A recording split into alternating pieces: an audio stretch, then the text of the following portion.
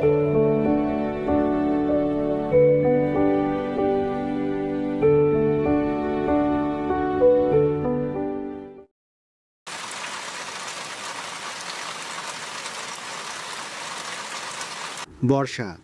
জলবতী মেঘের শীতল বাতাস নিয়ে বর্ষা এসেছে বাংলার সঘন সজল প্রকৃতিতে।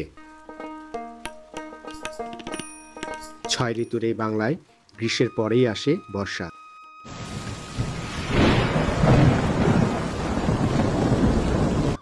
নিকষ কালো মেঘের পাহাড়ে ঢাকা পড়ে আকাশ ভরা জ্যোৎস্না, থই থই জল আর জ্যোৎস্নায় মাখামাখি হয়ে আসে বর্ষা।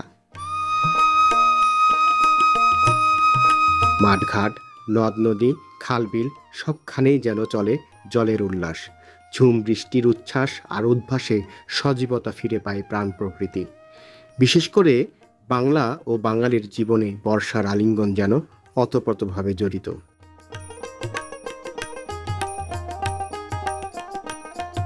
কেবল সবুজ শ্যামল প্রকৃতিতে নয়, এখানকার মানুষের জীবনের সঙ্গে মিশে আছে বর্ষা।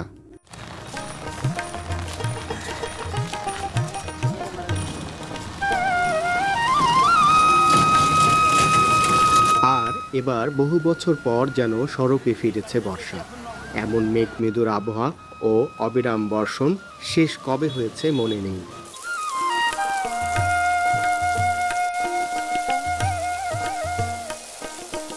বাংলার প্রকৃতিতে বর্ষা হচ্ছে দ্বিতীয় ঋতু।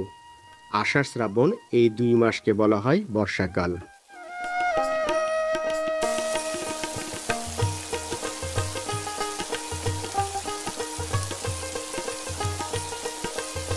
গ্রীষ্মের কাঠফাটা গরমের পরই অভিষেক ঘটে বর্ষার। তাই বর্ষার পরশ পেতে যেন উন্মুখ হয়ে থাকে এই ধূসর প্রকৃতি। বর্ষার রূপ, রস ও সৌন্দর্যের প্রাচুর্যে ঐশ্বর্যমণ্ডিত হয়ে ওঠে সবুজ গাছপালা।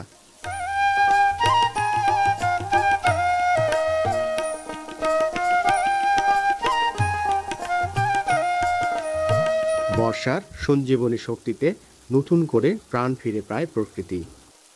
বর্ষার এই আবাহনে কম বেশি সবার ভেতরেই ঘুমিয়ে থাকা শৈল্পিক মনটি জেগে ওঠে। মনের গতি প্রকৃতিও তখন কেমন যেন আনমনে হয়ে ওঠে।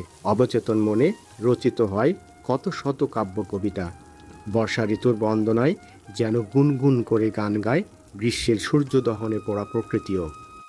টিনের চালে রিমঝিম বৃষ্টির শব্দ যেন মনে প্রাণে ভিন্ন মাত্রার এক প্রশান্তি বিলিয়ে দেয়।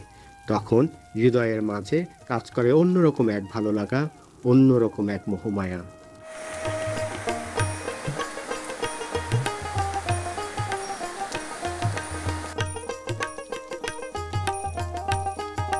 বর্ষা বরাবরই প্রকৃতিকে সতেজ, স্নিগ্ধ ও কোমল করে তোলে। গ্রাম বাংলার বিস্তৃত প্রান্তর জুড়ে ছড়িয়ে ছিটিয়ে থাকা মরা নদ নদী, পুকুর, ডোবা, জলাশয় নব এক আনন্দে জেগে ওঠে, ফিরে পায় হারানো রূপ যৌবন। এই ঘোর বর্ষায় দূর থেকে কানে ভেসে আসে কোলা ব্যাঙের ডাকাডাকি।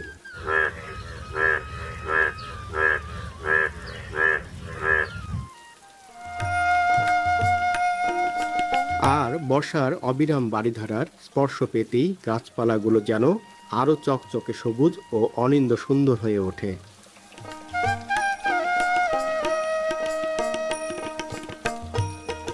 চোখ জোড়ানো শাপলা ফুল ফোটে বিশাল জলাশয় জুড়ে।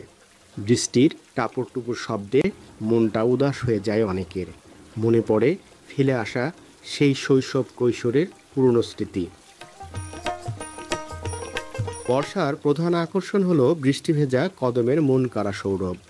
গাছে গাছে কদমের ডালে ফুটন্ত চমৎকার ফুল সবাইকে দারুণভাবে আকৃষ্ট করে।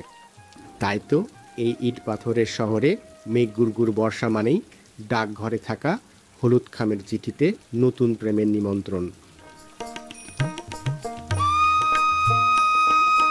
তবে বৃষ্টি ভেজা এই নগরে স্বপ্ন ঘেরা বর্ষার যাপিত সব বিলাসিতা ও জীবন সংগ্রাম যেন সমান্তরালেই হাঁটে, ঠিক রেল লাইনের মতো। পাশাপাশি চললেও জীবনের রং এক পাশে রঙিন, আরেক পাশে বড়ই বিবর্ণ। এক শ্রেণীর মানুষের কাছে বর্ষা প্রেম, গান, কবিতা হয়ে ধরা দিলেও শ্রমজীবী মানুষের কাছে তা একেবারেই ভিন্ন। তাদের কাছে বৃষ্টিবিলাস এক রকমের আধিক্যতাই বলা চলে। আর এটি অনিবার্য সত্য।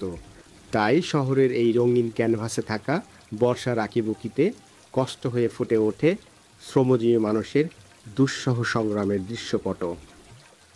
এখানে বৃষ্টি থামলেই ভেজা ডানায় যেমন ক্লান্ত পাখিরা বের হয় খাবারের খোঁজে, তেমনিভাবে নিষ্ঠুর ক্ষুধার তাড়নায় ভিজে পড়ে রোজই শুরু হয় লাখো কোটি নিরন্ন মানুষের নীরব সংগ্রামের অদেখা গল্প। পাতায় তরুলতায় জমে থাকা পানির ফোঁটায় যেন ফুটে ওঠে জীবনের প্রতিচ্ছবি। এ পাশটায় বৃষ্টি যেন তাই কান্না হয়েই ঝরে, পানির প্রতিটি ফোঁটা যেন তাদের জীবন সংগ্রামের সাক্ষ্য দেয়। তাই সূর্যের ধিমে আলোয় ঘন মেঘে মোড়ানো এই নগরে বর্ষা শুধু প্রেম বা কবিতাই নয়, বৃষ্টির প্রতিটি কণা কারো কাছে প্রেমের চিঠি, কারো কাছে আবার টিকে থাকার লড়াই। তবুও পার্থিব সব কিছু ছিঁড়ে ছুটে এই বর্ষা বছর ঘুরে এনে দেয় একরাশ প্রশান্তি। আষাঢ় শ্রাবণের এই বর্ষণ গ্রীষ্মের তপ্ত শুষ্ক মাটিকে ভিজিয়ে শস্যময় করে তোলে, সুজলা সুফলা হয়ে ওঠে এই ধরাধাম।